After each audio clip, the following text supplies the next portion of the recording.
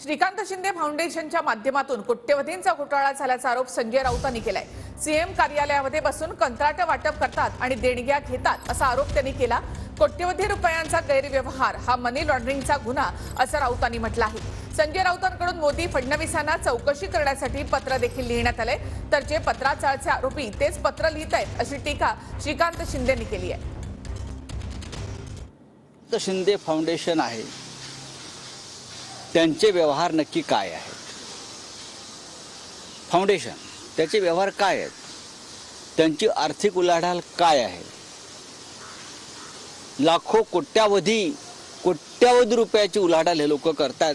मुख्यमंत्री कार्यालयात बसून आपण बिल्डर्स, ठेकेदार ज्यांना तुम्ही कंत्राट देताय, उदाहरणार्थ 8,000 कोटीचं ॲम्ब्युलन्सचं कंत्राट दिलंय, कोणाला दिलंय?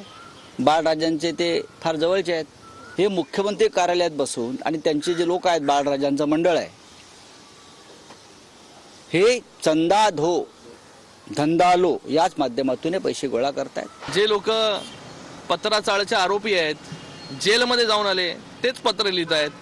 त्याचबरोबर खिचडी घोटाळ्याचे आरोपी, ज्यांच्या फॅमिलीच्या अकाउंटमध्ये खिचडी घोटाळ्यामधून पैसे आले, मला त्यांना प्रश्न विचारायचा आहे की ते तर पैसे तुम्ही घेतले खिचडी घोटाळ्यामधले, त्याच्यामधून कोणाला एका विद्यार्थ्याला, कोणाला एका पेशंटला, कोणाला हात देण्याचं काम, पाय देण्याचं काम,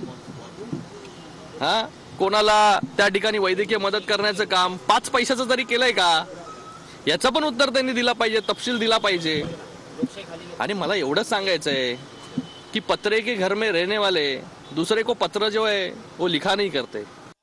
नितीन सातपुते वकील यांनी धर्मादाय आयुक्तांकडे माहिती मागितली आहे की यांची बॅलन्स शीट, यांना कोणी देणग्या दिल्यात त्यांची माहिती आम्हाला माहितीच्या अधिकारात द्या आणि यांची चौकशी करा। पण गेल्या 1.5 महिन्यापासून ते पाठपुरावा करतात। धर्मादाय आयुक्त प्रचंड दबावाखाली आहेत। ही सामान्य माहिती आहे, एक सामान्य नागरिक मागतोय महाराष्ट्राचा, देशाचा, तो का दिला जात नाही? आता धर्मादाय आयुक्त असो, मग विधिमंडळाचे अध्यक्ष असो, किंवा आमची न्याय व्यवस्था असो, ह्याला कोणा सगळेच दबावाखाली वाटतात। जसं काय हा त्यांच्या घरामध्ये सकाळी चहा प्यायला पहिला हात जातो, तिकडे भांडी धुवायला हात असतो। रक्तामध्ये, नसामध्ये बेईमानी वाहते। त्या संजय राऊतांनी दुसऱ्यांना बेईमान बोलणं, हे म्हणजे फार मोठा विनोद झाला।